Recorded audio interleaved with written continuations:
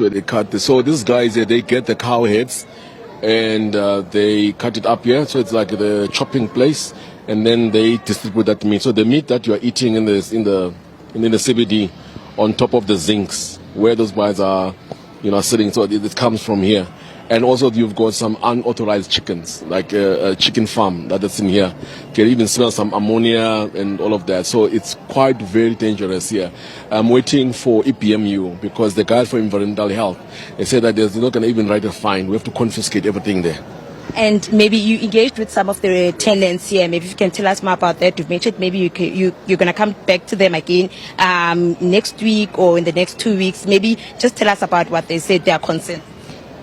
So, communities and South African citizens and everyone, you guys have been asking, after you've done the raid, what next? We've done a couple of raids, you've seen them. And then I just had an epiphany yesterday night when I was just thinking, what else can we do besides, because the only problem in the city is to give people an alternative accommodation.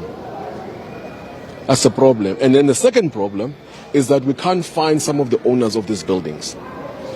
Okay, so we've got a solution on one. If we can't find the owners of the government, there is a motion that was submitted by the EFF caucus in 2018 that says that if you cannot find the owner, the building must be expropriated without compensation so that the city can convert it into low-cost housing.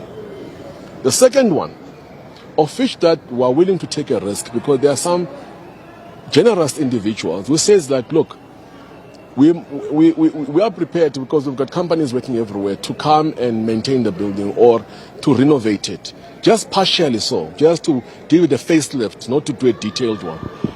And engineering-wise, you can do the renovation in situ, meaning that people will be there. So what you do is that you just have to show that it's propped properly, safety precautions are adhered to. Then you can start renovating room by room. Fix electricity, fix the water. What is so inspiring here is that they said to us, look, I'm coming from the Eastern Cape, I'm from KZN, I'm a local South African. There are a few undocumented foreigners, but they are willing to pay. What was embarrassing when they told me on my face that we've been knocking at the city of Johannesburg. We want to pay rates. But when you MMCs, you come here with tactical unit, you kick our doors and all of that. You've heard the guy was talking. He says, we want to pay. We want to do it, but the problem is that you don't create an account for us. So the tactic of coming here was not really to disrupt them, was to say, instead of me coming here and ruffle the feathers, let me listen to them. But